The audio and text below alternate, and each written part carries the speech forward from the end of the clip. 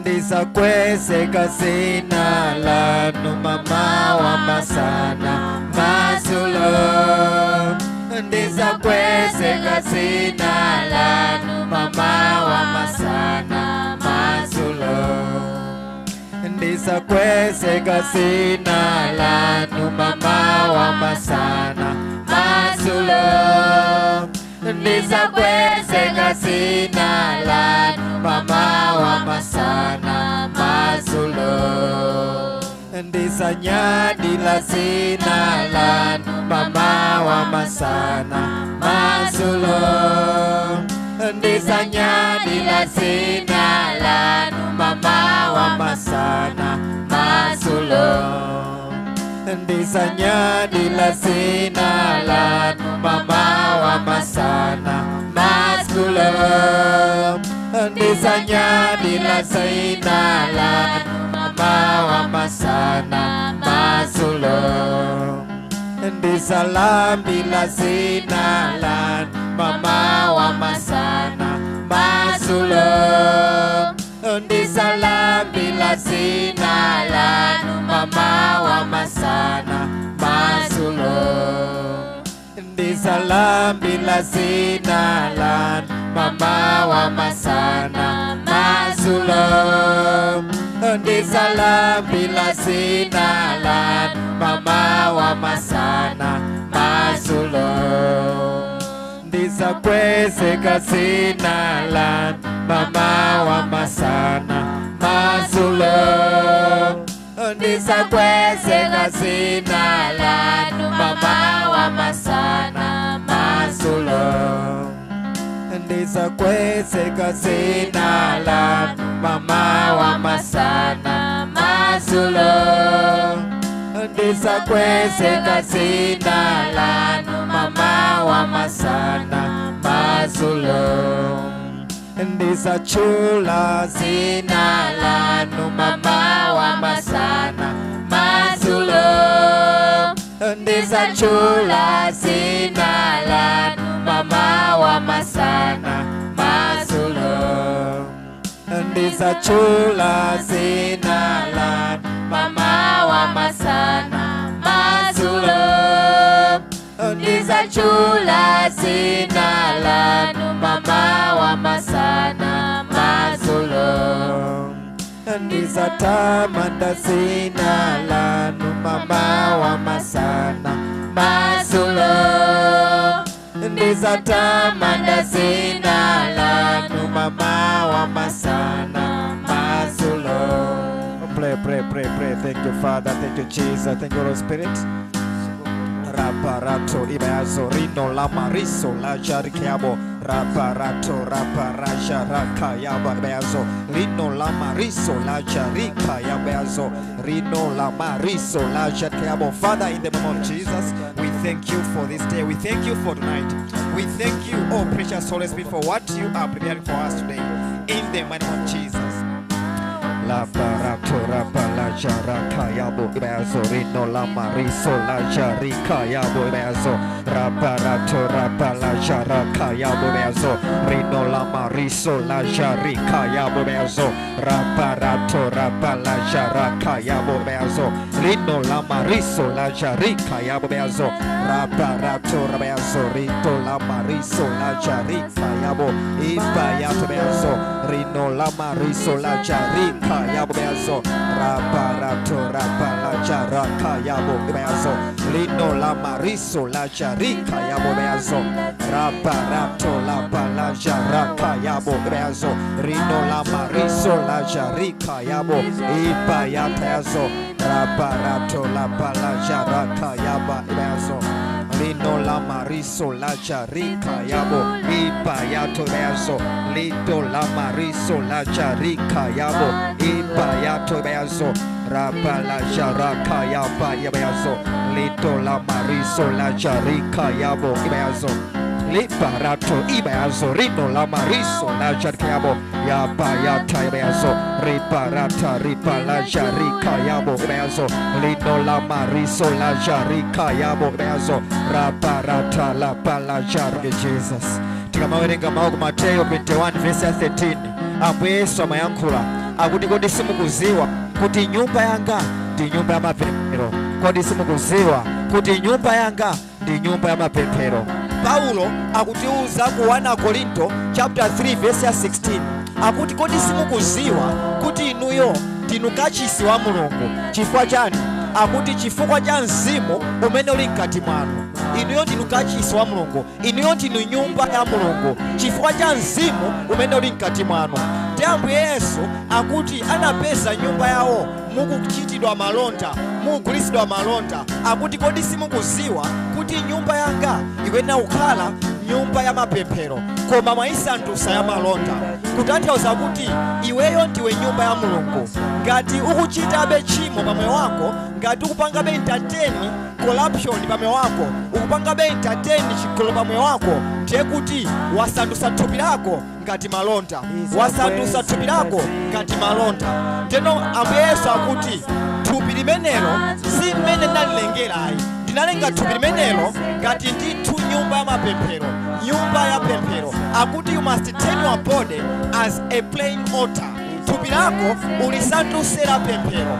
Teno ngati thupi lako ukupanga ndithu katangale, thupi lako ukuligwiritsa ntchito poyankhula maboza, thupi lako ukuligwiritsa ntchito pakuba, ndiye kuti iweyo moyo wako wausandutsa wa malonda, wasandutsa moyo wako thupi lako ngati la malonda. Ndiye Ambuye Yesu akuti iweyo ukhale wa pemphero.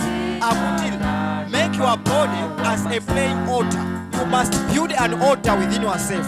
You must build a plain altar within yourself. Pamene ukupemphera nthawi zonse akuti umakhazikitsa guwa pamoyo wako. Guwa limamangidwa pamene tikuta zinthu mwakawirikawiri. Akuti pamene upanga zinthu mwakawirikawiri ndiye kuti iweyo ukumanga guwa. Kodi moyo wako wa pemphero uli pa ndipo? Iguwa limene lingakumenyere nkhondo. Ngati ufuna kuti zako zikuyendere ukakhale ndi guwa, ndipo guwa limenelo ulimanga ngati ukupemphera mwakawirikawiri. Usiku uno ukupatsidwa mpata oti ukamange guwa lako la pemphero. Kodi wakonzeka kupemphera usiku uno? Kodi wakonzeka kulambira usiku uno? Kodi wakonzeka kutchula dzina la Ambuye Yesu usiku uno? Ngati moyo wako wauzimu wabwerera mbuyo, ndi nthawi yako pamwamba kuti ukabwezerese moyo wako wauzimu usiku uno. Ngati moyo wako wapemphero wasika pasi, ndi usiku wapamwamba woti ukabwezerese chimene chasoweka pa moyo wako. Mulungu afuna abwezerese moyo wako wauzimu, Mulungu afuna abwezerese moyo wako wapemphero, Mulungu afuna abwezerese monga mmene unalili. Ukazuka iwe pakati pa usiku kumapemphera, nanga kodi lero zikuti umazuka pakati pa usiku kuwerenga Baibulo kupemphera, kodi lero zikutiko? Mulungu afuna kuti abwezerese zimenezo usiku uno. Unkutenga wina wake anakutengera, unkutenga wina wake anakulanda pakati pa usiku. Unkutenga loto lija lomwe unalota lija limene linatenga moyo wako uzimu. Unkutenga loto lija lomwe unalota lija lomwe linatenga zako zonse zimene Mulungu anakupasa. Usiku wa lero tiwapamwamba akuti ukabwezerese moyo wako uzimu, ukabwezerese chimene Satana anakulanda. Tikamawerenga Mateyo chapter 13 verse 25, Mateyo chapter 13 verse 25, mawu akuti woipa uja anabwera pakati pa usiku, akuti iwo atagona. Akuti atagona, oipa uja anabwera nadzazala ndithu mauzu munda wa tirigu, anazala mauzu munda wa tirigu. Akuti oipayo anabwera pamene iwo anagona. Ndifuna ndikuuze ichi, pamene wewe ukugona ndi nthawi imene oipayo amatani amabweresa zosakhala bwino. Pamene wewe ukugona ndi pamene oipa amazala zosakhala bwino pa moyo wako. Nkutheka moyo wako wauzimu unabedwa nthawi imene wewe umagona, Satana anakudyesa china chake pakati pa usiku. Nkutheka loto lija limene Satana anabweresa pakati pa usiku limene linatani linatenga moyo wako wauzimu. Ndofuna ndikuuze ichi, chomwe unaluza pakati pa usiku uchilandaso pakati pa usiku. Ngati unaluza moyo wako wauzimu pakati pa usiku, utengaso moyo wako wauzimu usiku uno. Akuti ukapemphere, pemphero lako usiku uno likhala lolanda cha chabwino chimene Satana analanda pamoyo wako. Paulo ndi Silasi akuti anapemphera pakati pa usiku, ndipo nseko zawo za ndende zinasekulidwa kuti iwowo amasulidwe. Kodi iweyo ufuna chani? Ngati nseko sizikuseguka, ndiye kuti ufunika pemphero pakati pa usiku. Leroli ukupasika mpata woti ukapemphere pakati pa usiku. Tikamawerenga mawu ku Genesis chapter 1 verse 3, akuti Mulungu anayankhula mawu, akuti kukhale kuwala, ndipo kunakhala kuwala. Kodi chinabweretsa kuwala ndi chani? Akuti chinabweretsa kuwala ndi Mzimu wa Mulungu umene umazungulira, umayandama pamwamba pa madzi. Ndiye kuti Mzimu wa Mulungu umadikira china chake. Mzimu wa Mulungu uli malo omwe ano. Mzimu wa Mulungu uli pompano. Mzimu wa Mulungu ukudikira iweyo. Ukangoyankhula china chake, umona Mzimu wa Mulungu akuchita chimene iweyo ukuyankhula. Pamene ukuyankhula ndi pamene ukamone Mulungu akuchita chimene ukuyankhulacho. Ngati sikupemphera usiku uno, ndiye kuti simuona Mzimu wa Mulungu akuchita china chake pamoyo wako. Akuti pokhapokha iweyo ukupemphera, pokhapokha iweyo ukuyankhula china chake, ndi pamene umone Mulungu akuchitira. Riso la sharika yabo yazo, rabarato rabala jaraka yaba yazo, rito la mariso la sharika yabo yazo, rabarato rabala jaraka yabo yazo. Pempera, pre. Pempero lako limene lisinthe zinthu usiku uno. Pempero lako ndilomwe lisinthe zinthu usiku uno. Pre.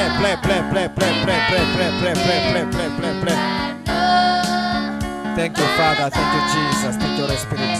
Rabarato rabala jaraka yaba yato yazo, rito la mariso la jarika yaba yazo, riparato ribala jarika yabo yazo, rabarato rabala jaraka yaba yazo, rito la mariso la jarika yabo yazo. Thank you, Father. Thank you, Jesus. Thank you, Holy Spirit.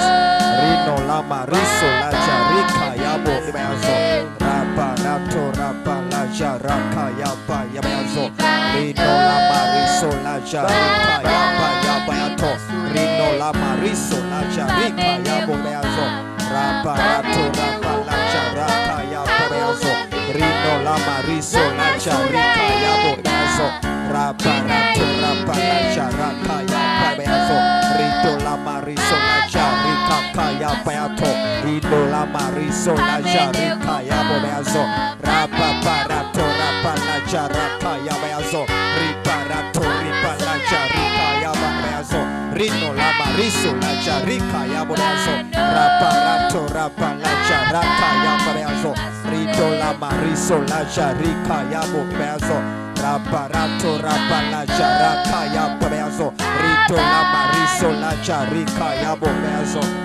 rabarato. Tafusa neba wako kuti ubapemphera. Enafe tikati timapemphera, mwina poti timapita kuchalichi, mwina poti mamawa kukacha,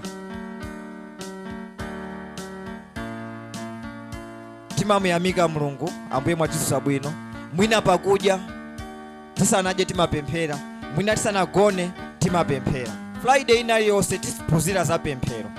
Chimene Mulungu akufuna kuti moyo wathu wa pemphero upite pasogolo. Chifukwa mu pemphero muli mphamvu. Chifukwa chani tiyenera kumapemphera? Chifukwa ngati sitikuziwa kufunika kwa pemphero, ngati sitikuzindikira kufunika kopemphera, ndiye kuti sitingapemphere. Iwo amene amapemphera ndiye kuti anazindikira kufunika kwa pemphero. Ngati kufunikira kwa pemphero sumakuona, ndiye kuti sungapemphere. Ndipo ndifuna ndisimikizire kwa anthu amene mwina samapemphera, ndiye kuti sanaziwebe kufunika kwa pemphero. Ukazindikira kufunika kwa pemphero, umayamba kupemphera. Chifukwa kuzindikira kuja ndikumene kukupangise kuti uyambe kupemphera. Tikamawerenga mawu ku Hosea, akuti anthu anga akuonongeka. Chifukwa chani? Chifukwa chosaziwa. Kusaziwa ndi vuto lalikulu kwambiri. Ndenonso nkutheka wina wake sakupemphera chifukwa chosazindikira kufunika kwa pemphero. Anthu anga akuonongeka chifukwa chani? Akuti akuonongeka chifukwa chosaziwa. Ukazindikira china chake akuti umatenga step.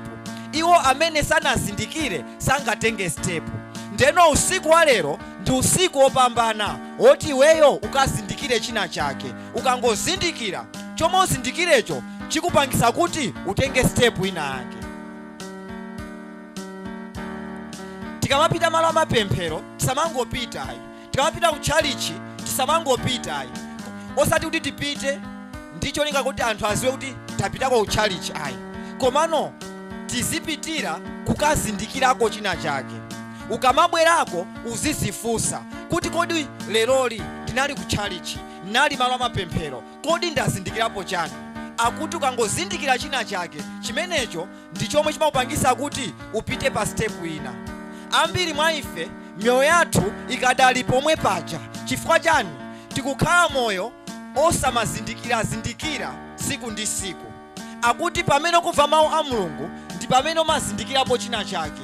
Ukangochiziwa, ukangochizindikira, umayamba kupita kuchalichi, umayamba kupemphera, umayamba kuwerenga mawu. Chifukwa chani? Wazindikira kuti mawu a Mulungu muli mphamvu. Umayamba kupemphera chifukwa chani? Wazindikira kuti mukupemphera ndi mmene muli ulamuliro wa chimene ukufuna. Sabata yatha timaphunzira za pemphero, kuti kodi pemphero ndi chani, komanso kodi tingapemphere bwanji. Pemphero ndikulumikizana munthu ndi Mulungu. Ndeno funso nalera kuti kodi tingalumikizane bwanji ndi Mulungu. Pemphero ndikulumikizana ndi ndani? Ndi Mulungu. Nanga kodi tingalumikizane bwanji ndi Mulungu? Ndipo tinaphunzira kuti poti Mulungu ndi mzimu, ndiye kuti nafenso tilumikizana ndi Mulungu ngati tili mu uzimu. Ndiye kuti choyamba tikhale mu uzimu. Tikawerenganso mawu omwe nawerenga ku Ephesians chapter 6 verse 18 akuti nthawi zonse tikapemphere mu uzimu. Chifukwa chani? Tikapemphere mu uzimu chifukwa Mulungu ndi mzimu. Tilumikizana ndi Mulungu ngati tikupemphera mu uzimu. Tinaphunzira kuti kupemphera mu uzimu ndiko kupemphera chifuniro cha Mulungu. Akamati munthu uyu akupemphera mu uzimu ndiye kuti akupemphera chifuniro cha Mulungu. Kodi ndi njira ziwiri zitizo zomwe tingaonese kuti tikupempheradi chifuniro cha Mulungu, tikupempheradi mu uzimu. Tinaphunzira kuti pamene tamulola mzimu mkati mwathu kuti apemphere, kuti atithandize, ndiye kuti pamenepo tikupemphera mu uzimu. Akuti ndi pamene mzimu akupemphera asandusa iweyo kuti ukapemphere malilime. Pamene ukupemphera malilime ndiye kuti ukupemphera mu uzimu. Tinamvanso kuti njira ina yoti yomwe ungaonese kuti iweyo ukupemphera mu uzimu ndi pamene iweyo ukupemphera chimene mawu a Mulungu akukuuza. Ngati mawu a Mulungu akuti usamapemphere ndi zifukwa zosayenerera, ndiye kuti ndekenaka wayamba kupemphera moyenerera, with the right motive, ndiye kuti wayamba kupemphera mawu. Akuti pamene kupemphera mawu ndiye kuti kupemphera mu uzimu. Usiku uno funso ndirakuti chifukwa chani tiyenera kupemphera? Zifukwa nzambiri zopempherera, komano kwa ineyo ndangozigawa zifukwa 6. Zitatu tikambirana usiku uno, zitatu zinazo next week so Friday. Hallelujah. Kodi chifukwa chani tiyenera kupemphera? Ndiwerenga mawu ku Mateyo chapter 6 verse ya 8. Mawu akuti tisamapemphere ngati mene enawo amapempherera, komano akuti tikapemphere mozindikira. Chifukwa chani? Akuti Bambo athu akumwamba, Mulungu wathu, akuti tisanapemphere amaziwa kale chimene ifeyo tikufuna. Kodi pamenepa tiphunzirapo chani? Tisanapemphere Mulungu wathu amaziwa chimene ifeyo tikufuna. Nanga kodi chifukwa chani timagwadabe pasi napemphera? Pamenepa tipezapo chifukwa chachikulu chomwe ifeyo tiyenera kumapemphera. kuyankhulisana pakati pa ife ndi Mulungu ndiye pemphero. Ndeno kuyankhulisana ndi pamene wina wayankhula winanso akuyankhula anthu ndikumamvana. Ndeno mawu awa akutiwuza kuti ifeyo olotisanayankhule ndi kuyankhula Mulungu amaziwa chomwe tifuna tikayankhule. Komano kodi ifeyo chomwe Mulungu watiyankha timachiziwa? Timaziwa zomwe Mulungu watiyankha? Tizaona kuti pamakhala vuto. Pamene palibe vuto ndi ifeyo kuyankhula kwa Mulungu, chifukwa Mulungu amatimva tisanapemphere ndi kupemphera. Koma kuti tikamve chimene Mulungu atiyankha, pamenepo ndi pamene pali vuto. Chifukwa chani? Ifeyo timamva ndi makutu athuwa, azathu akamatiyankhulisa. Komano akakhala Mulungu, makutu athu auzimu si makutu awiri amene tikuwagwirawa ayi. Makutu athu auzimu ndi mu mtima mwathu mmene muli mzimu wa Mulungu. Kumbukirani manena kuti Mulungu ndi mzimu, ndipo omupembeza iyeyo ampembeze mu uzimu komanso mu choonadi. Ndiye kuti ngati Mulungu ali mzimu, ngati tifuna kuti tikamumve poti amayankhula mu uzimu, nafenso tikakhale mu uzimu kuti tikamumve Mulungu. Nthawi zambiri sitimamumva Mulungu chifukwa timakhalabe tili kuthupi.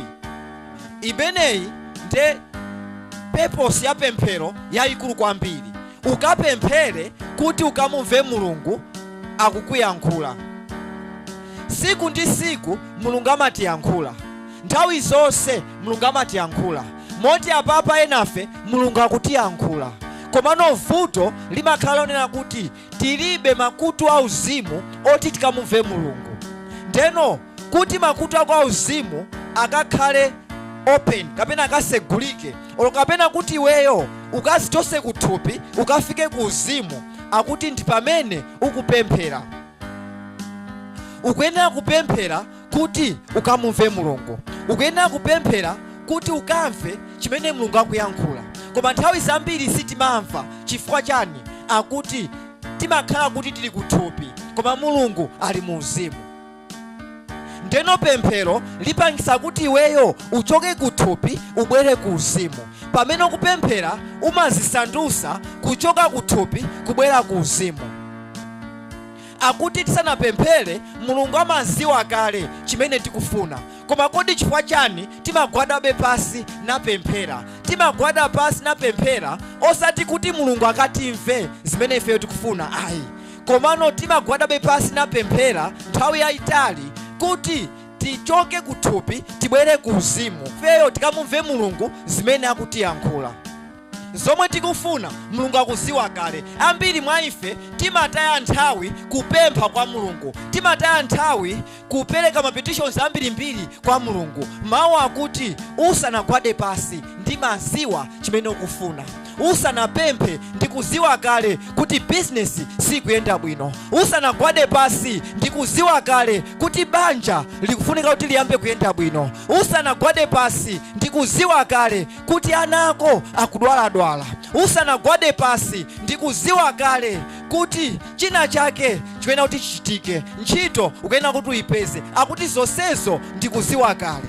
Nanga kodi chifukwa chani ukuyenerabe kugwada kuti ukapemphere? Ukuyenera kugwada kuti ukapemphere kuti ukamumve Mulungu zimene akukuyankhula. Ambiri mwa ife tilibe nthawi yompasa Mulungu kuti tikamve zimene akuyankhula. Tili ndi nthawi yomangoyankhula. Tikati tipemphere timangopemphera kenaka kangomaliza ndikuchokapo osamveseranso kwa Mulungu. Utaye nthawi yayitali kuzipanga tune yourself to the spirit of the Lord. Akuti uchoke kuthupi ubwere ku uzimu. Tikamapemphera nthawi yayitali, sitimapemphera nthawi yayitali kuti Mulungu akatimve zimene tikufuna ayi. Tisanayankhule amaziwa kale zimene tikufuna. Tikamapemphera nthawi yayitali tikufuna kuti mwina tichoke kuthupi tibwere ku uzimu, kenaka tiyambe kumumva Mulungu. Tikweze sigino yathu yomumva Mulungu. Akuti nthawi zambiri timakhala kuti tikadali kuthupi. 2 Chronicles chapter 7 verse ya 1. Akuti Solomoni atamaliza kupemphera. Solomoni atamaliza kupemphera akuti ulemerero wa Yehova unasikira pamalo, ndipo moto unafika muchipinda chija. Akuti moto wa Yehova unafika muchipinda chija ndipo anthu anagwada pasi. Akuti munangozasa ndi ulemerero. Kodi zimenezi zinachitika bwanji? Akuti zinachitika Solomoni atamaliza kupemphera. Haleluya. Funso langa lalikulu ndakuti kodi iweyo umamaliza kupemphera? Akuti Solomoni atamaliza kupemphera, moto wa Yehova unasika pamalo. Kodi iweyo umamaliza kupemphera? Nthawi zambiri sitimamaliza kupemphera, ndi chifukwa chake sitimamva chimene Mulungu autani akuyankhula.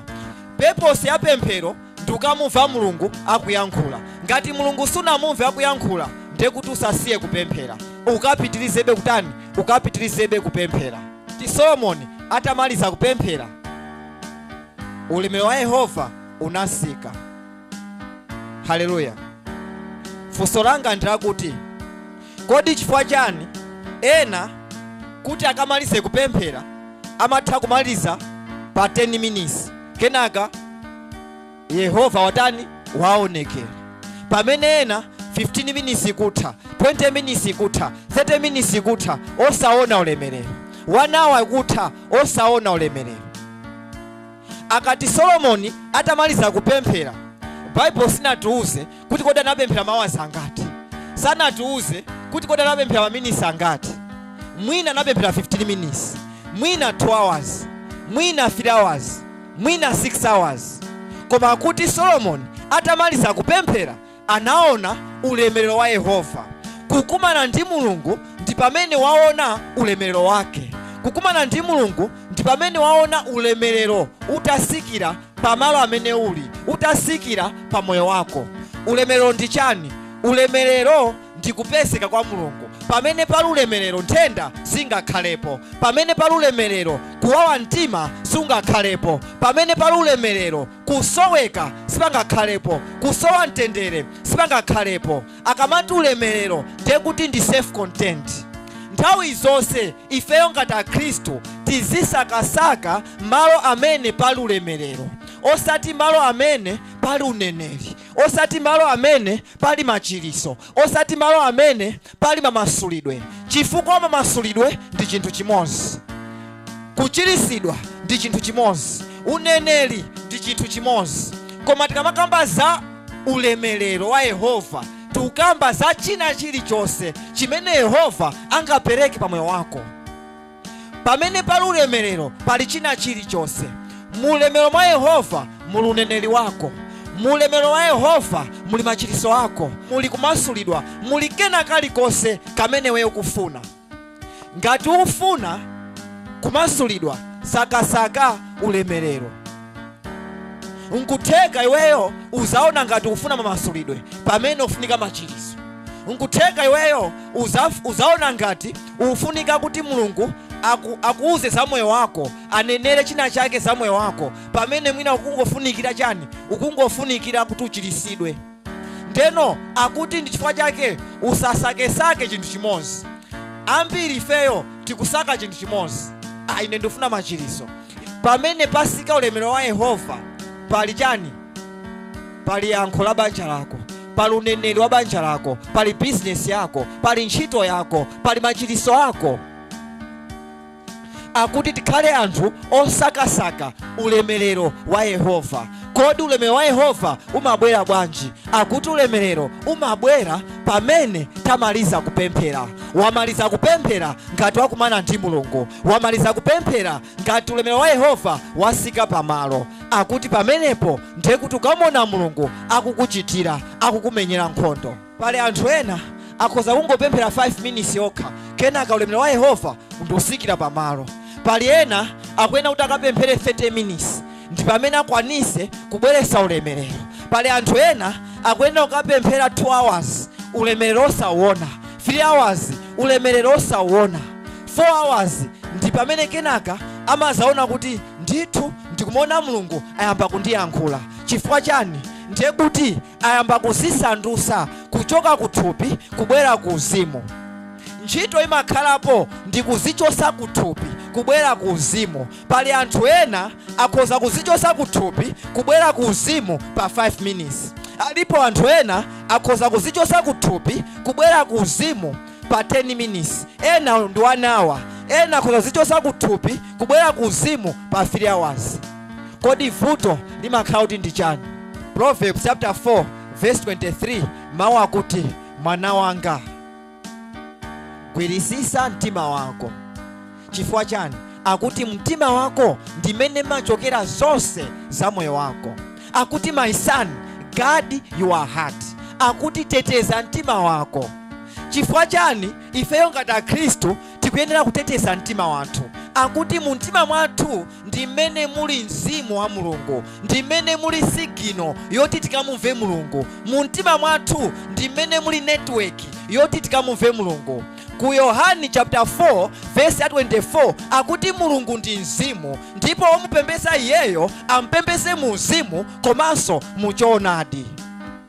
Ndeno ngati Mulungu ali mu mzimu, ifeso tikhale mu mzimu kuti tikamumve Mulungu. Uli mu mzimu ngati mzimu wako uli mu mtimamo, komanso ngati mzimu mu mtimamo waupanga chani? Waupanga protect. Ambiri mwa ife mzimu wathu inde ulimo mu mtimamo, komano sitimaupanga protect ayi, umango jampa. Haleluya. Akuti ngati ufuna kuti Mulungu ukamuve, akuti Mulungu afuna kuti ayankhule with a stable spirit, afuna yankhule ndi mzimu okhazikika. Koma ifeyo ambiri mwa ife ndithu tinatembenuka mtima, ndithu mzimuwo uli mkati mwathu, koma vuto akuti mzimuwo ukungo jampa mu mtimamo, sunakhazikike ayi. Kumbukira mawu akuti mtima wako uli ngati nyumba. Kodi sukuziwa kuti wewe ndiwe kachisi wa Mulungu? Chifukwa chani? Chifukwa cha mzimu umene uli mkati mwako. Koma ambiri mwa ife nyumba, kodi tikamakamba za nyumba ndi zipinda zambirimbiri. Pali ena nyumba toilet ili momwemo, bafa ili momwemo. Ndeno ngati mu mtimamo muli mzimu wa Mulungu, zutanthauza kuti mzimu omwewo umangosuntha, uli kuchipinda, uli ku toilet, uli ku kitchen, uli uko, ulibe malo amozi oti ukhoza kukumana ndi Mulungu. Ndi zomwe zimachitika ndi ifeyo. Ukupemphera ukuganiza za filimu ija umaonera ija, ukupemphera ukuganiza za nyimbo ija umavesera ija. Uli mkati mwa pemphero, komano ukupemphera muja nyimbo ija yabwera mutumu. Ndiye kuti mzimu uja ukuyenda sunakhazikike ayi. You are not yet in spirit to hear the voice of the Lord. Akuti tikakhale mu mzimu kuti tikamumve Mulungu akuyankhula. Uli mu mzimu ngati mzimu mkati mwako wakhazikika. Ambiri mwa ife timapemphera ndithu 10 minutes, 20 minutes, koma ayi ndithu Mulungu osamona, osamumva. Chifukwa chani? Tikadali kuthupi. Tikupemphera koma kafilimu timaonera kaja kabwera mu mtima mwathu. Mwamoti tilandire mawu a Mulungu, tikulandira kafilimu kaja timaonera kaja. Mwamoti timumve Mulungu, tikulandira ka picture kaja ka chimo lija timachimwa lija.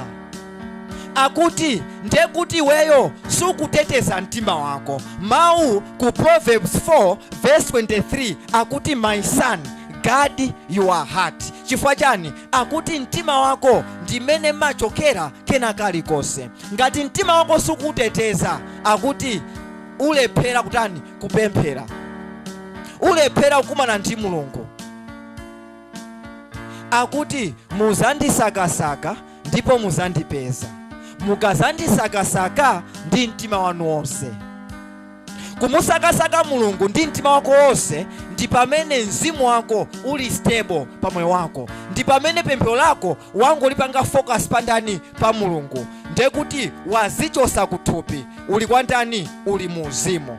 Tikamati amayi awali mu mzimu, abambo awali mu mzimu, mnyamatawi ali mu mzimu, akuti ndi pamene iweyo maganizo ako onse ali pa Mulungu. Koma nthawi zambiri tikupemphera koma tikumbukira filimu ija, tikupemphera koma nyimbo ija timavesera ija ndimene abwera mutu. Tikupemphera komano mpira timaonera uja ndimene kubwera zithunzi zija zimene zikubwera mu mtima mwathu. Ndiye kuti sitingamumve Mulungu. tizamumva Mulungu pamene ifeyo tazichosa kuthupi kubwera mu uzimu. Tizibweretsa mu uzimu pamene ifeyo tapanga protect mtima wathu. Akuti ukamapemphera ndeno nyimbo ina yake ikubwera mmutu mwako, uzindikire kuti nyimbo ija ndi imene chili chotchinga kuti ukatani ukakumane ndi Mulungu. Ndeno kuli bwino usinthe nyimbo zija, usiye kumvesera nyimbo zimenezo. Ukamapemphera kenaka mapicture a filimu ija umaonera ija ndi amene amba kubwera mu mtima mwako, ndi amene amba kubwera mmutu mwako. Ndiye kuti filimu ija ndiye chotchinga chokulesa kuti wakumane ndi Mulungu. Kena kalikonse kamene kamabwera pakati pa pemphero lako, akuti kameneko ndikachotchinga ka pemphero lako.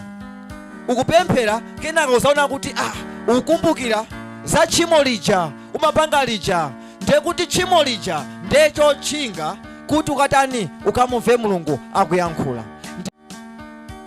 Mafilimu ena kuonera si tchimo ayi, kumvesera nyimbo zinazi si tchimo ayi, kuonera mpira si tchimo ayi, si china chilichonse chololezedwa ndiyenera kupanga ayi. Akuti pali zinthu zina sitimapanga chifukwa chani?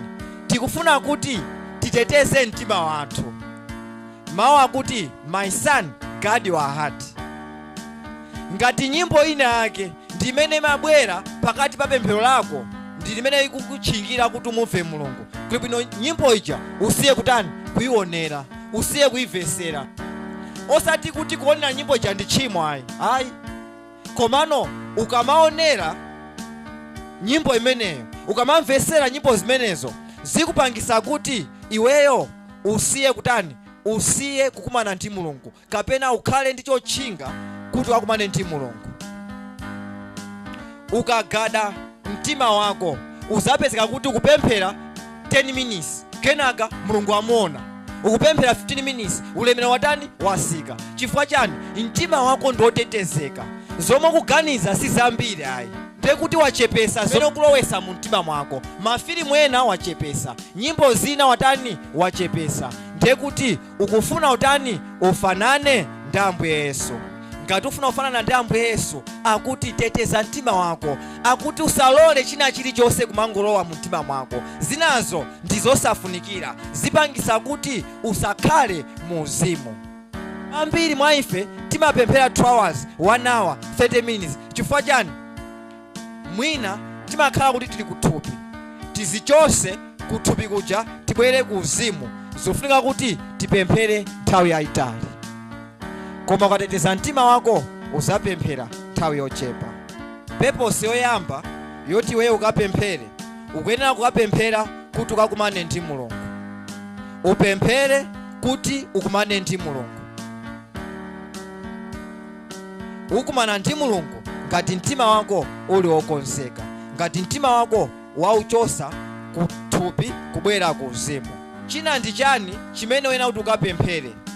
Akuti tikuyenera kukapemphera kuti tikakule komanso tikasinthe. Uyenera kupemphera kuti ukakule komanso ukasinthike. Ngati sunalokondweredwa ambe ukondweredwa, pafunika pemphero, ndiye kuti ufuna kusintha. Ambiri mwa ife zathu sizikusintha, sitikukondweredwa. Chifukwa chani? Ndiye kuti pemphero talichepesa. Akuti ngati ufuna kusinthika, ufuna kusintha, ikapo pemphero. Ngati ufuna kukula moyo wako wa uzimu, ufuna kukula pa business yako, ufuna kukula pa ntchito yako, ufuna kukula, akuti pemphero. Jude chapter 1 verse 20, akuti build yourself up by praying in the Holy Spirit. Akuti pamene ukupemphera mu uzimu, akuti ndi pamene umatani umakula ma areas onse a moyo wako. Umakula ku moyo wako wa zachuma, umakula ku moyo wako wa business, umakula mbanja lako, umakula pa ntchito yako, umakula mpemphero, umakula mukumvesesa mawu. Chifukwa chani? Akuti kupemphera mu uzimu. Ndeno ambiri mwa ife tikati tipemphere, mwina tufuna tipemphe kwa Mulungu, inde ndizofunikira, ndilizo niso yotukapempherere, komano paliso chifukwa china chimene uyenera kutani, uyenera kupempherera. Akuti ukapemphere kuti ukakule ma areas onse a moyo wako. Tikamawerenga Yeremiya chapter 1 verse 11 to 12, timamumva Mulungu amamuza Yeremiya akuti mwana wanga kodi ukuona chani? What do you see? Ndipo Yeremiya anayankha akuti I see a branch of an almond tree. Ndipo Mulungu anamuza kuti waonadi molondola. Zutanthauza chani? Kutanthauza kuti ukhoza kuona molakwika. Mzimu ukhoza kuona molakwika. Waona molakwika ngati sunakule Mzimu. Ndeno nthawi zina tikuyenera kumapemphera kuti tikakule Mzimu, kuti tikambe kuona zenizeni zimene Mulungu akutionesa. Khristu nkuthekanso moyo wathu timaona osati mwa kriyayi, timaona ngati kuti business ndimene itithandize pamene simeneyo. Mwina ndi business simeneyo ayi, koma kuti tikakhala mpemphero timakula mukuzindikira, timakula maonedwe a uzimu, ndipo timazindikira kuti ineyo business yanga ndi iyi, ineyo malo anga ogulisira ndi awa, ineyo sopano ndiyambe ichi. Ndiye kuti wayamba kuona zimene Mulungu akukuonesa. Koma ambiri mwa ife Mulungu akutionesa koma sitikuona. Chifukwa chani? Sitinakulebe Mzimu. Ukuyenera kupemphera kuti ukakule Mzimu. Musiku wa lero unenese kuti Ambuye ndipemphera kuti ndikule Mzimu, ndikule ma areas onse a moyo wanga, ndikule pa business yanga, ndikule pa skulu yanga, ndikule pa ntchito yanga, ndikule mukumvesera mawu anu, ndikule mpemphero langa. Haleluya.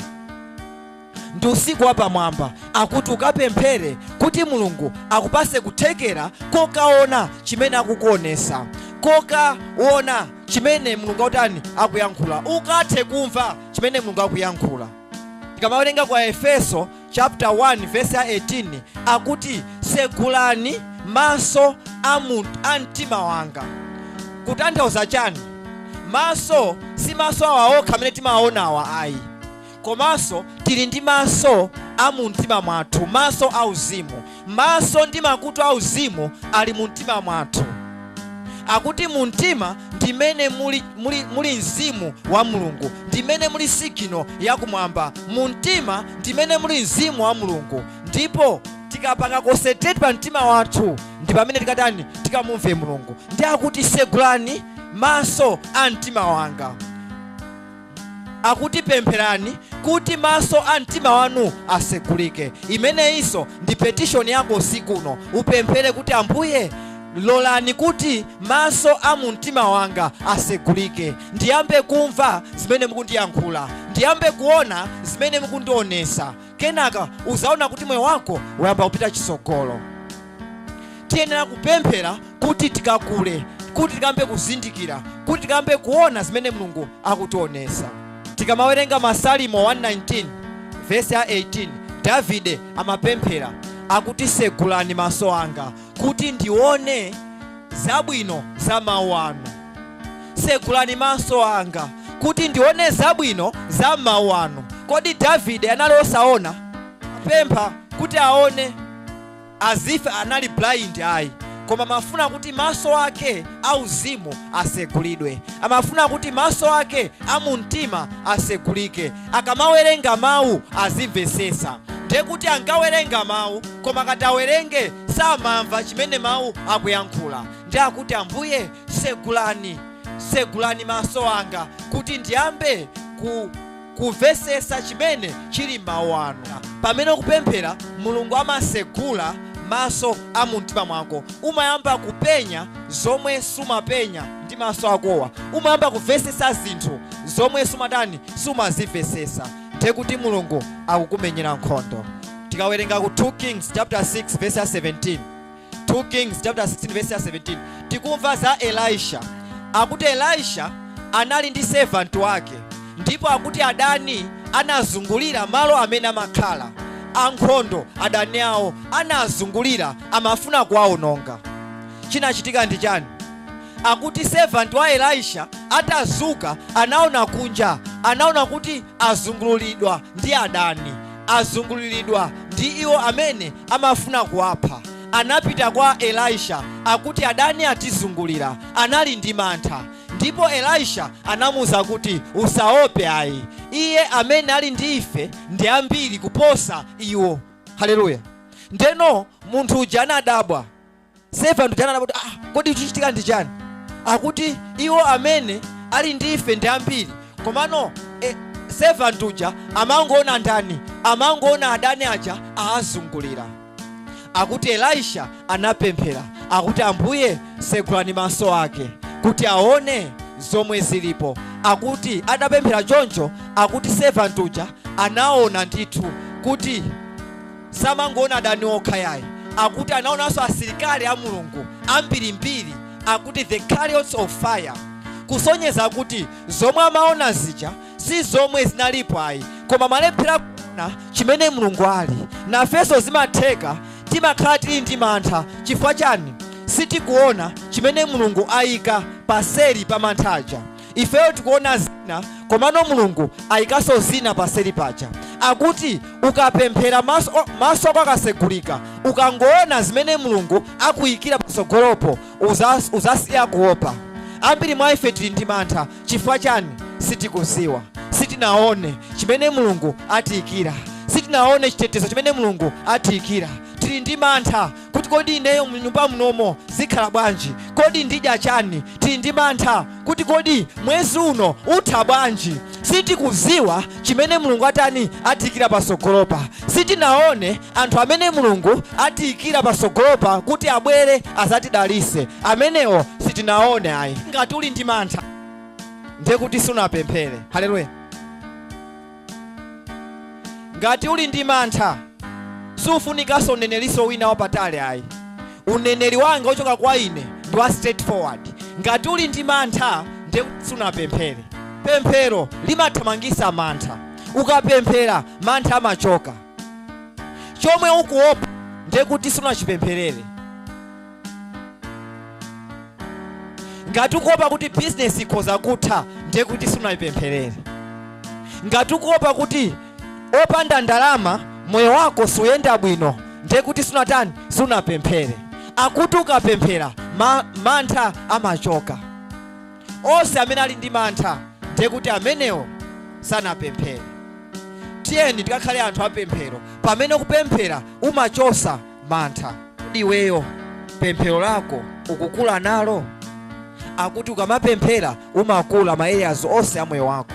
Umakula mpemphero, umakula mukuwerenga mawu, umakula pa business yako, umakula pa ntchito yako, umakula pa kena kalikonse kutani amene kupanga.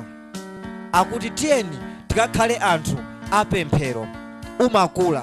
Akuti china umasintha. Ambiri mwa ife tikufuna kusintha, komano palibe chuchitika. Chifukwa chani? Sitikupemphera. Akuti pemphero limakupangisa iweyo kuti ukasinthike. Anthu akayambe kukondera, anthu akayambe kukupasa zinthu zabwino, anthu ayambe kukukumbukira. Enafe sitikukumbukiridwa ayi. Tili ndi azibale ndithu ochita bwino, komano samatikumbukirapo ayi kutipasa zomwe ife tikusoweka.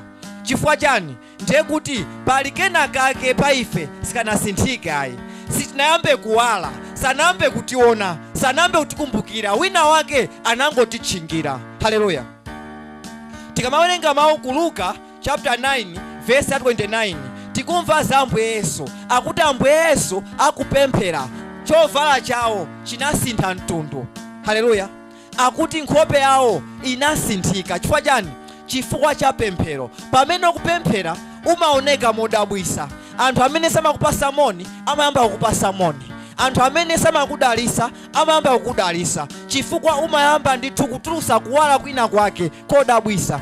Amene samakusirira amayamba kukusirira. Chifukwa chani? Pemphero lija lakusintha, lakuchosa kuthupi kwina kwake kuja komwe apaziko amaona. Sopano wamba kuoneka mwa ngero so. Haleluya. Akuti umayamba kuoneka mowala. Tikawerenga Exodus chapter 34 verse 29, akuti Moses amakakumana ndi Mulungu pa phiri. Kumana ndi Mulungu ndi chani? Ndi pemphero. Ngati ufuna kulumizana ndi Mulungu ndiye kuti upemphere. Ndiye mawu akuti Moses akuti atakakumana ndi Mulungu pa phiri paja, atasika phiri lija, akuti samaziwa kuti nkhope yake inasinthika, imang'azimira, imatulusa kuwala.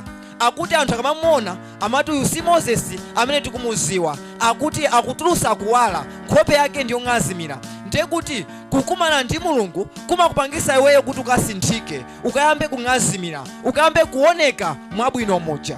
Usiku uno ndi usiku wopambana kuti nyengo yako ikasinthe, moyo wako ukasinthe. Akuti ukapemphere kuti uyambe kuwala, ukapemphere kuti uyambe kung'azimira, ukapemphere kuti anthu asamaone zomwe amaona za pa dziko lapasi, zomwe amaona za umunthu. Haleluya.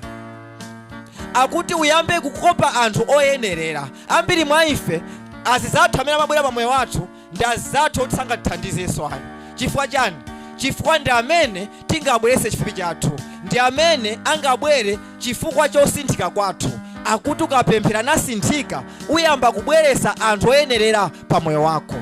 Mulungu awupase chisomo chimenechi. Mulungu asinthe moyo wako. Mulungu aonese china chake pa moyo wako, kuti moyo wako ukufunikira ndithu kukula ndi kusintha. Akuti ukula ndi kusintha pamene ukupemphera. Tikawerenga 1 Peter chapter 2 verse 5. Akuti iweyo ngati Mkhristu, akuti ndiwe wansembe. Akuti wina aliyense amene ali Mkhristu anasandulidwa kukhala wansembe. Ndeno kodi ntchito ya wansembe ndi chani? Wansembe ntchito yake ndi kupereka nsembe. Akuti ndikupereka nsembe ya uzimu pa guwa la Mulungu. Kodi nsembe ya uzimu ndi chani? Pemphero. Ntchito ya wansembe ndi kupemphera. Ndeno Mkhristu wina aliyense amene anabadwa watsopano, amene ali ndi mzimu wa Mulungu mkati mwake, akuti yeyo ndi wansembe. Wina aliyense amene ali Mkhristu uzindikire kuti iweyo ndiwe wansembe. Ndiye ntchito ya wansembe ndi kupemphera, ndi kupereka nsembe, nsembe ya uzimu. Ndeno iweyo ndi ntchito yako. Is a requirement for you to pray. Ndi chofunikira kuti ukapemphere basi. Purpose ya pemphero ndi kukwanirisa ntchito yako ngati Mkhristu. Ntchito yako ngati Mkhristu ndi kupemphera. Chifukwa chani? Ndiwe wansembe. Akuti wansembe akapereke nsembe ya uzimu kwa Mulungu, akapereke nsembe ya uzimu kwa Mulungu. Nsembe ya uzimu kwa Mulungu ndi pemphero, kusala chakudya, kuchita zabwino. Akuti zimenezo ndi nsembe. Ndeno uyenera kupemphera. Chifukwa chani? Chifukwa unalamulidwa kuti uzipemphera. Ndi ntchito yako, unapasika ntchito kuti ukhale wapemphero. Ngati sukupemphera ndiye kuti waiwala your duty as a priest. Tafuza kuti uyenera kupemphera kuti ukakule moyo wako wa uzimu, ukakule ma areas onse.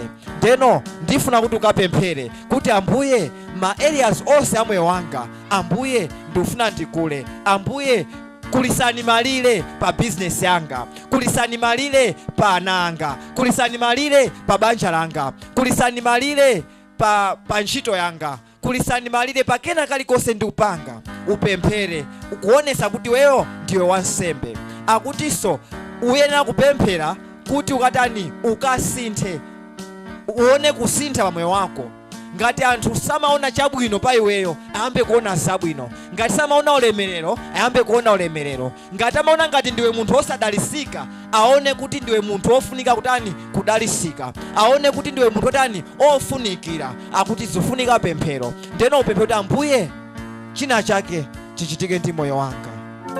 Akuti ndani anabwera pakati pa usiku nazazala ndithu uzu mumunda wa tirigu, nazazala uzu pa business yako. Ndifuna ndikuuzechi, ngati oyipa anayika uzu pa business yako, anayika usakhabwino pa business yako, zikuzulidwa usiku uno mu zina la Yesu Kristo.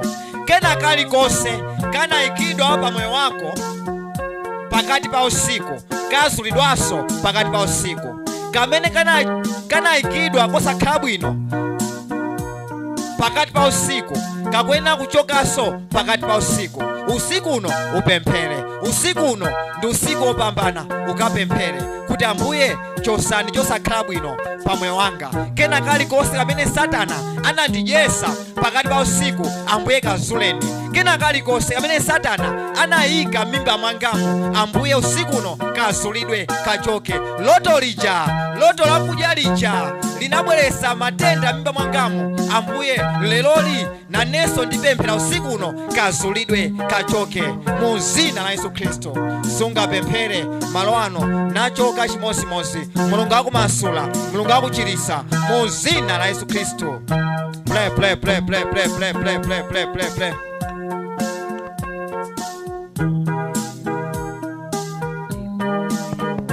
Pempera, play. Loto la usiku lija linabweretsa zosakhala bwino pamoyo wako. Utangolota maloto aja unaona kuti banja osayendanso bwino, maloto aja unaona kuti business osayendanso bwino, kuntchito zinthu kungosintha, maloto osakhala bwino aja kumangobwerabe pamoyo wako. Ndiye kuti Satana anazazala uzu mu munda wako wabwinobwino, anazazala uzu moyo wako.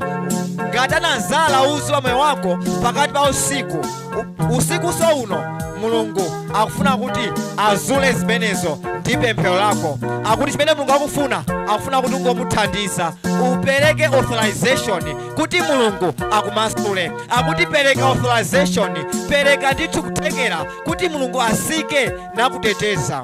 Mulungu amasika pamene anthu atani ampasa authorization. Akuti Mulungu akufuna kaye alamulidwe ndiweyo ndi pemphero lako. Kodi wakonzeka kumasulidwa? Kodi wakonzeka kuchita bwino? Kodi wakonzeka kupita chitsogolo? Akuti wakonzeka ngati ukupemphera, wakonzeka ngati ukumuza Mulungu chimene ukufuna. Akuti pemphera ndipo mona Mulungu akuchitira. Pray.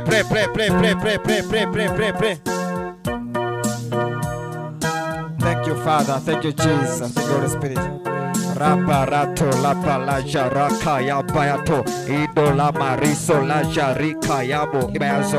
Raparato la palaja raka ya bayazo rito la mariso la jarika yabo ibayazo. Riparato ripa la jarika yabo ibayazo. Raparato la palaja raka ya bayazo rino la mariso la jarika ya bayazo rito la mariso la jarika yabo ipa yatayazo ripa la jarika yabo ibayazo. Raparato la palaja raka ya bayazo rino la mariso la jarika yabo. Ndi usiku wopambana kulikose umene ukundimva. Usiku wa lero ndi usiku wopambana. Okasintha nyengo yako. Nyengo yako imasintha ndi pemphero, osati kudandaula.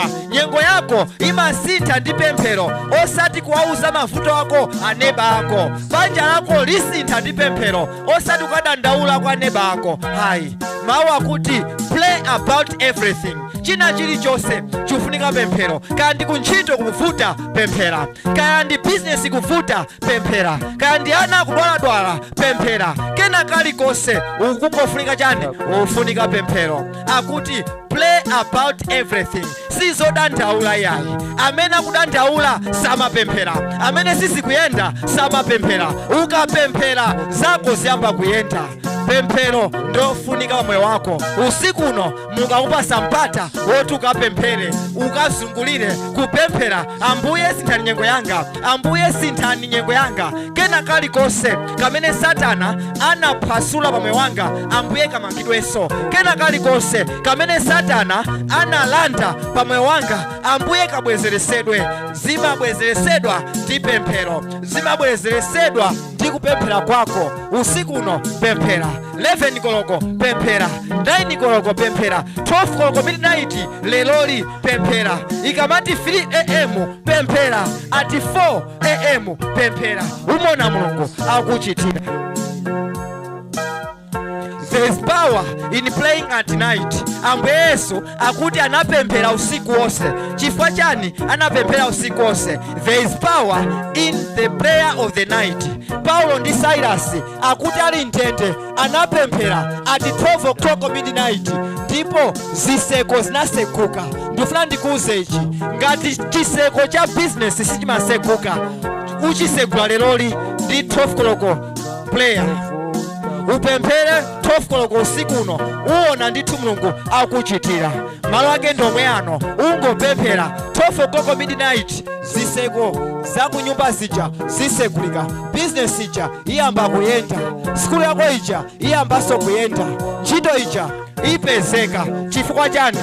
Chiseko china chilichonse chinasekedwa ndi Satana njerekezi uchisegula wekha ndi pemphero lako 12 o'clock midnight.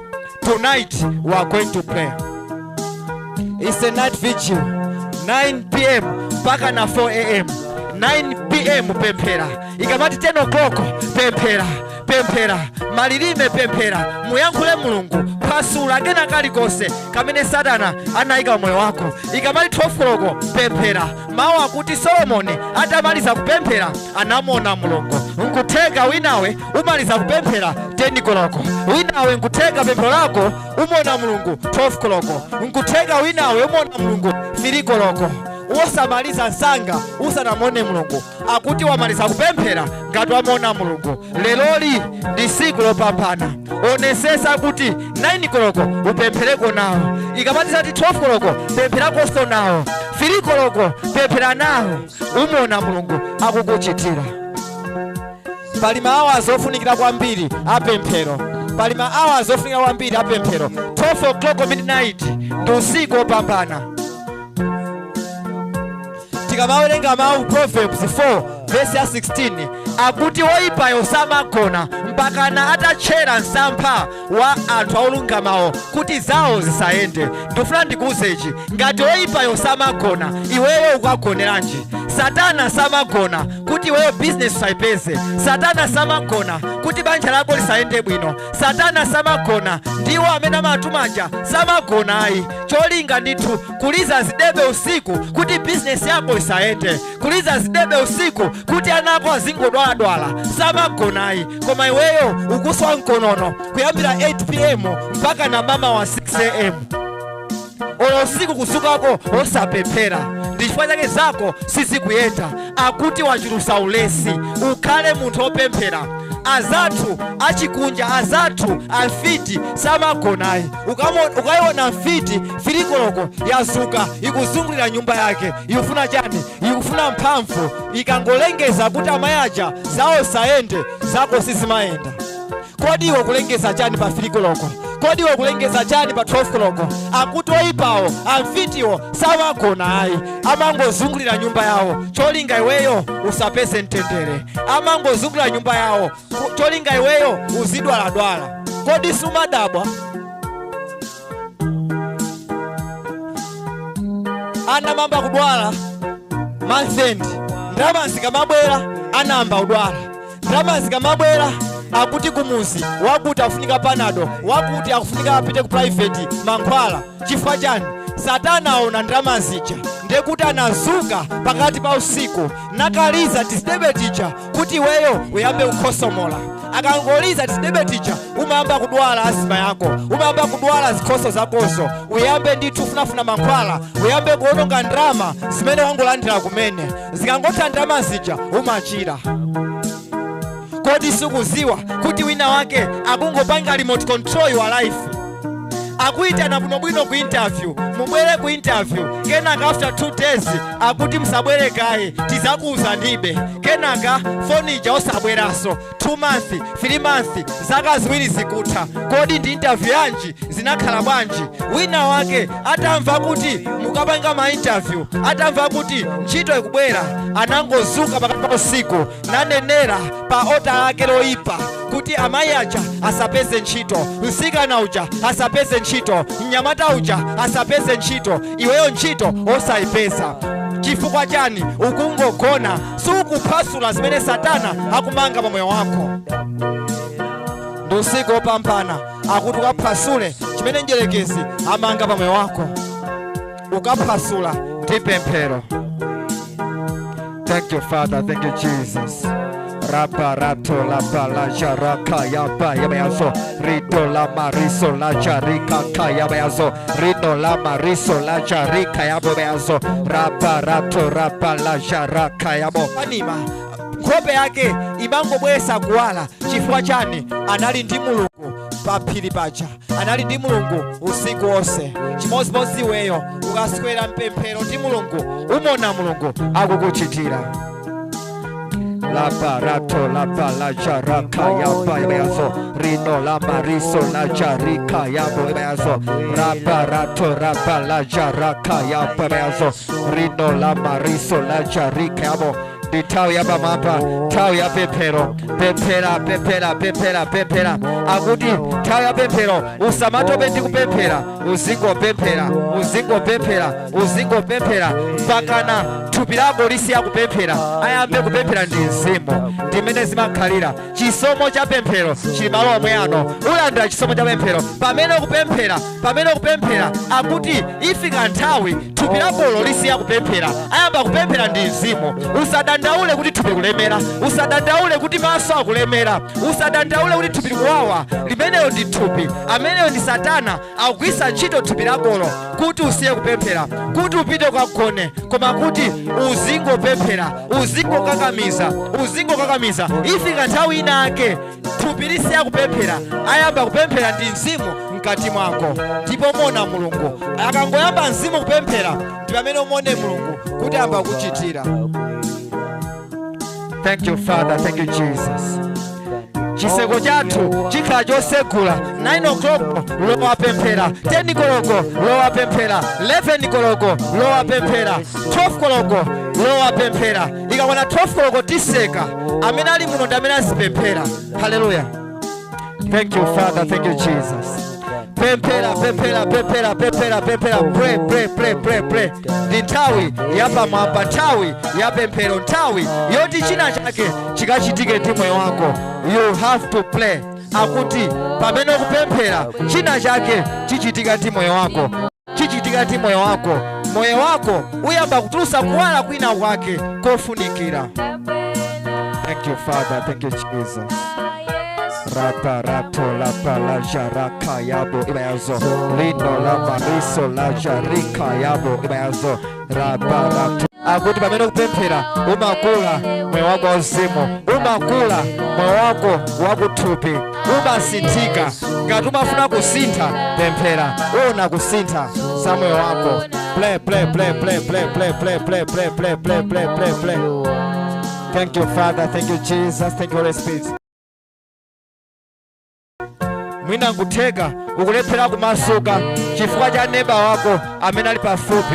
Ndithawa mamba kuti neba wanga sendera patali ndifuna ndipemphereko.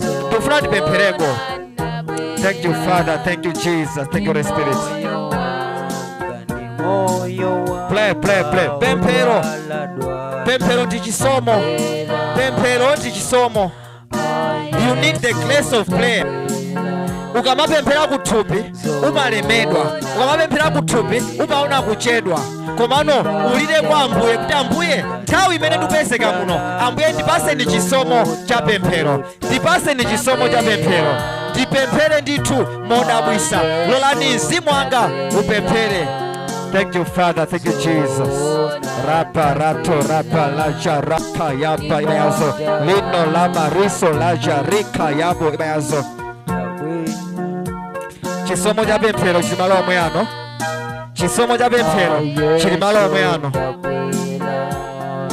Thank you Father, thank you Jesus. Yendelani Ambuye, yendelani moyo wanga. Ambuye yendelani moyo wanga. Ambuye yendelani moyo wanga. Lelo masulani, Ambuye masulani moyo wanga. Ambuye masulani moyo wanga. Ambuye masulani moyo wanga. Lelo masulani, Ambuye masulani moyo wanga. Ambuye masulani moyo wanga. Ambuye masulani moyo wanga. Lelo chilisani, Ambuye chilisani moyo wanga. Ambuye chilisani moyo wanga. Ambuye chilisani moyo wanga. Lelo chilisani ambuye chilisani kusowa ndalama ndi matendaso kusowa ndalama ndi matendaso ambuye achilise ambuye chilisani moyo wanga lelo chilisani ambuye chilisani moyo wanga ambuye chilisani moyo wanga ambuye chilisani moyo wanga lelo ndabwisani ambuye ndabwisani moyo wanga ambuye ndabwisani moyo wanga ambuye ndabwisani moyo wanga ndabwisani ambuye ndabwisani moyo wanga ambuye ndabwisani moyo wanga ambuye ndabwisani moyo wanga lelo. Thank you, Father. Thank you, Jesus.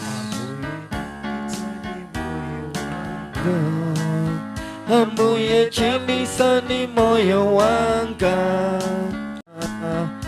lelo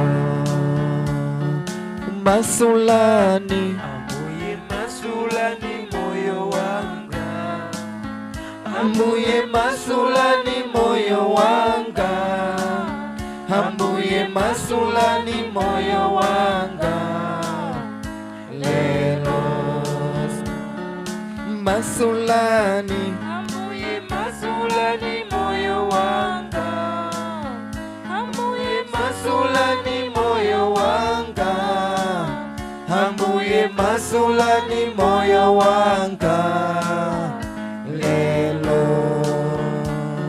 sintani ambuye sintani moyo wanga ambuye sintani moyo wanga ambuye sintani moyo wanga lelo ambuye sintani sinalanga lelo sintani ambuye sintani sinalanga ambuye sintani sinalanga ambuye sintani sinalanga lelo sintani ambuye sintani sinalanga ambuye sintani sinalanga ambuye sintani sinalanga lelo sintani ambuye sintani sinalanga ambuye sintani sinalanga ambuye sintani sinalanga lelo sintani ambuye sintani sinalanga ambuye sintani sinalanga ambuye sintani sinalanga lelo sintani ambuye sintani sinalanga ambuye sintani sinalanga ambuye sintani sinalanga lelo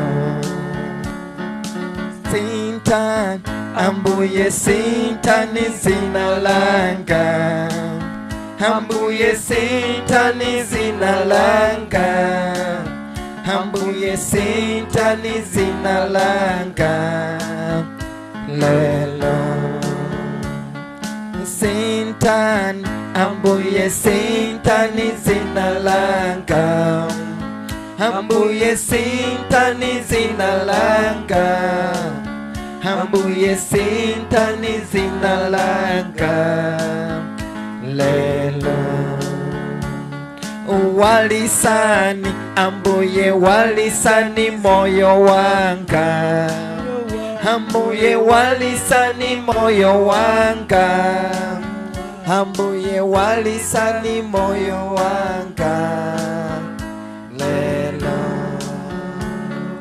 walisani ambuye walisani moyo wanga ambuye walisani moyo wanga ambuye walisani moyo wanga lelo